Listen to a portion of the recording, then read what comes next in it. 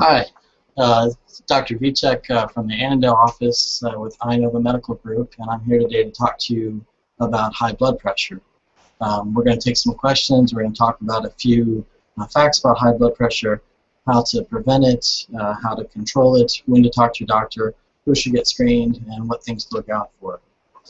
So first of all, you may ask yourselves, what is high blood pressure? And it's good to get some definitions so that we're all talking about the same thing. So blood pressure refers to the pressure in a closed system, such as your blood vessels. We talk about two numbers, the systolic, which is the higher number, and the diastolic, which is the lower number. So the systolic is when the heart squeezes, and that's how much blood pressure is emitted as the heart's squeezing. So that's normally in the 120s. If it's pre-hypertension, that's 130s. If it's hypertension, then we're talking about something that's in the 140s. So then we talk about the lower blood pressure. The lower pressure is the diastolic reading, and so that's normally in the 70s if it's normal. It's in the 80s if it's pre-hypertensive, and it's in the 90s if it's hypertensive. So we're always hoping for folks to have their blood pressure to be somewhere in the 120s over 70s. If for whatever reason you happen to be at a drugstore and you notice that it's in the 130s over 80s, then you might want to talk to your doctor about that. And if it's in the 140s over 90s, then get a few extra numbers, because that might be where you start to notice you have a problem and you may need to have medical treatment. What types of things cause high blood pressure? Well, actually, primary hypertension, which is what we're talking about today, is one of the most poorly understood things that we have. We really don't know. That's why we call it essential hypertension or primary hypertension. It's not until we're able to identify some causes that we actually give it a term called secondary hypertension. Secondary hypertension is due to a cause that we might be able to control. Some of these causes might be from, say, COPD, which is chronic obstructive pulmonary disease, or if someone has kidney problems or uncontrolled diabetes. All of these things have other causes that might be contributing to the blood pressure, and so it's no longer primary or essential hypertension. Another one that is sometimes difficult to control and very difficult to diagnose is sleep apnea. We've really seen a big increase in the diagnosing of sleep apnea because it really occurs while you're sleeping.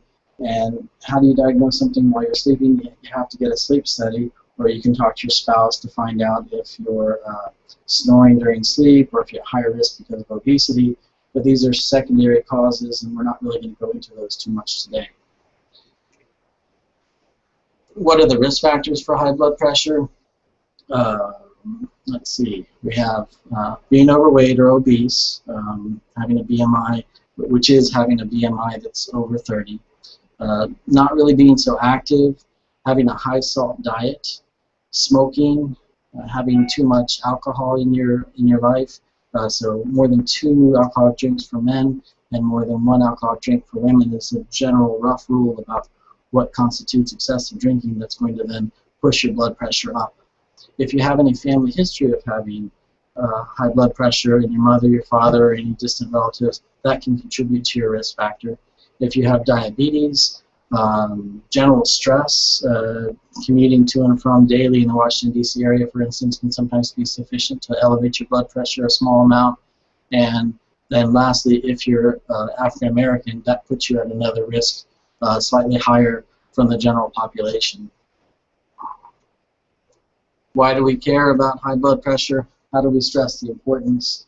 Well, right now, high blood pressure is the #1 cause of heart disease of many different kinds. It's the #1 cause of stroke. It can cause erectile dysfunction. It causes peripheral vascular disease. It causes complications with diabetes, including kidney problems, which is termed nephropathy.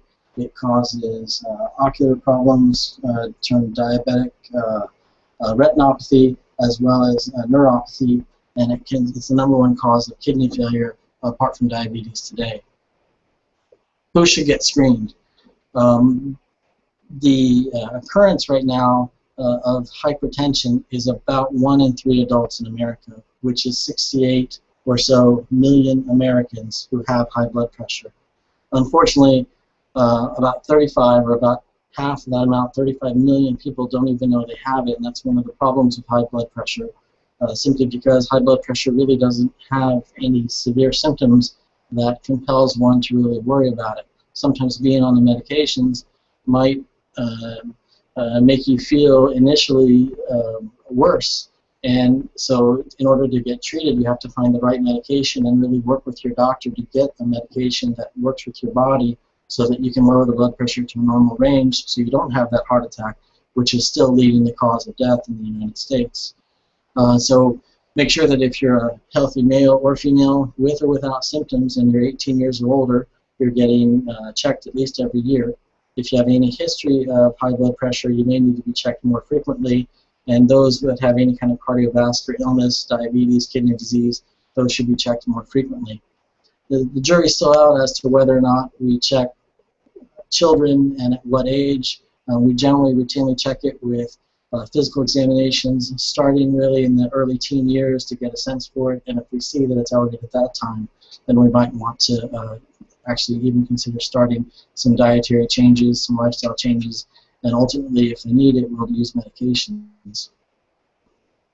How to avoid it? Well, this really gets back into controlling those risk factors. If you're active, which suggests about 150 minutes of physical activity a week, that's going to reduce your chances and also reduce the amount of hypertension that you might be experiencing. And activity, you can be 3 times a week at 50 minutes. You can be 5 days a week at 30 minutes, but some sort of aerobic activity. If you smoke, you want to make sure that you discontinue it, reduce it, avoid secondhand smoke, just getting away from any kind of ingestion or inhalation of the smoking products associated with nicotine. That's always going to lower your blood pressure by a few points. Controlling your weight, if your BMI is elevated, 25 to 30 is considered, well, 25 to 29 is considered overweight, 30 to 35 is obese. If you're able to reduce this by 10 to 15%, if you are in these categories, you're going to be able to lower your blood pressure. Salt, we want to make sure that we're keeping our sodium intake at a normal or improved level. Originally, we felt that keeping your salt ingestion to less than 4,000 milligrams or 4 grams a day was sufficient, but newer evidence really suggests that keeping it down below 2.4 milligrams, or 2.4 grams or 2,400 milligrams is more appropriate. And if you're going to do this, you really got to start to look at the labels of the products that you're ingesting. It's not just a matter of avoiding the salt shaker, but when you're looking at anything that says salt or sodium, you need to look at your labels. For instance, if you feel that you're being healthy by having a can of peas, those peas are probably preserved with sodium benzoate. As soon as you see the word sodium, that's salt, and that's going to raise your blood pressure. So you need to drain those peas, you need to rinse them with water, and then you can go ahead and enjoy them, but there's always going to be that complication to be aware of. And then we also have, staying with the dietary things, a DASH diet. The DASH diet was developed, I believe it was in 1997, and it's dietary approaches to stop hypertension. The DASH diet is just trying to suggest things that by this time we're really fairly aware of, which is a diet that's rich in fruits and vegetables and low in saturated fats, low in oils, low in fried foods, just generally trying to adhere to that diet so that you're not having excess beef, sodium, and these things that are going to contribute to your cholesterol and also raise your blood pressure. So now the scary part, what are the symptoms? There are some folks who have symptoms, and in a way they're the lucky ones because they know what's going on. Your symptoms may be a headache, maybe blurred vision, maybe some nausea, maybe you might have chest pain. In rare cases with particularly high blood pressure, you'll have nosebleeds, but for the vast majority of people there is no symptom whatsoever, and that's why we call hypertension the silent killer. And so that's really, in my opinion, one of the scariest things. If you don't have symptoms, why do you treat it? How do you treat it? Well, we treat it because we don't want you to have a stroke or a heart attack, and that's really the most important thing. So at this point, maybe we can see if we have any questions now that we've seen what causes high blood pressure, how to reduce your chances of having it, and some of the dietary and lifestyle things that we can do to avoid it. Um, let's see, we have can high blood pressure be prevented? So you can by doing these few things that I mentioned regarding your diet, your your weight, your activity level, avoidance of smoke, and obtaining regular activity.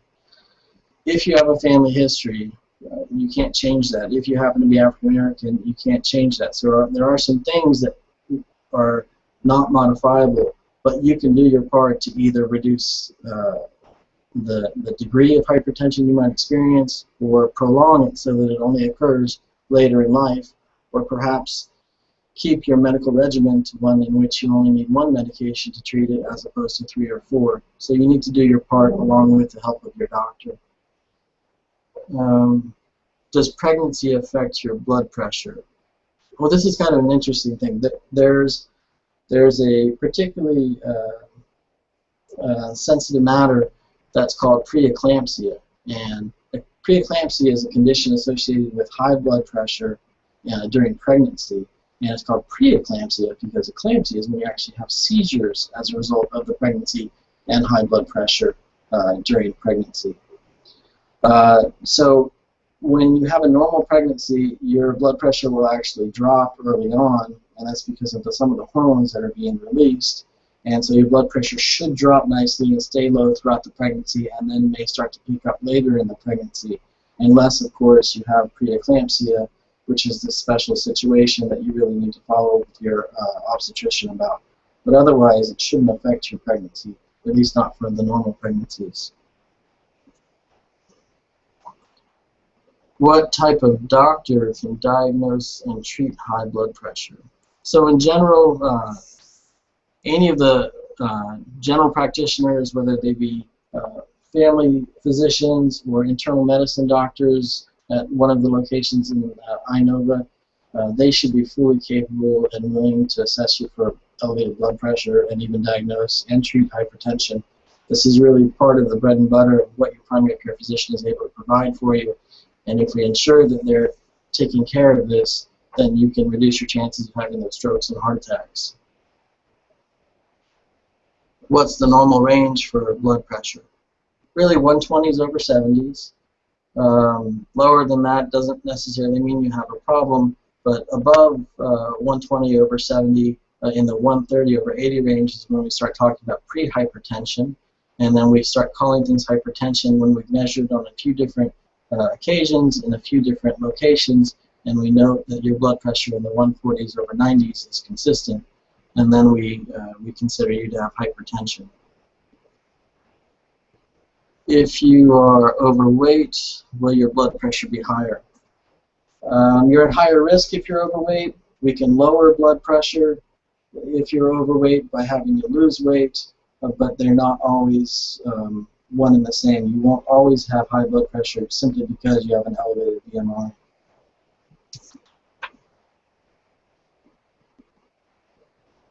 Is high blood pressure genetic? My dad has it. Will I get it? Well, since you have a family history, you're at higher risk. You may or may not get it. It just means that you're at higher risk, and you should take steps with your lifestyle and your dietary habits to make sure that you can minimize chances of having high blood pressure. Does high blood pressure only happen as you age, and at what age should I start checking? Well, the official recommendation is to have your blood pressure checked annually at age 18, and we also check those individuals who are coming in for well child checks in their early teen years as well. It is associated with advanced age, but once again, that's not something you can necessarily control. It's more common to find a 55-year-old who has elevated blood pressure than to find a 10-year-old with elevated blood pressure. And this kind of gets into a little bit of the fact that we just don't understand primary hypertension fully, and we're still trying to make sure that we gather data so that we can better understand it and better treat you.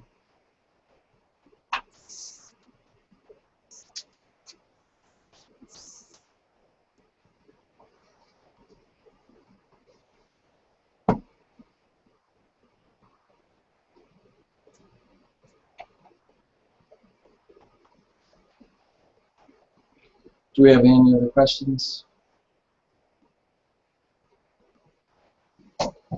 So thanks for tuning in to the Managing High Blood Pressure Inova Live Health Chat. If you have more information on this and future live health chats, please visit us at www.inova.org/LIVE, and hopefully between that website along with the primary care physician that you're already seeing, we can better control your high blood pressure if you have it and evaluate you for it should you need that. Thanks very much.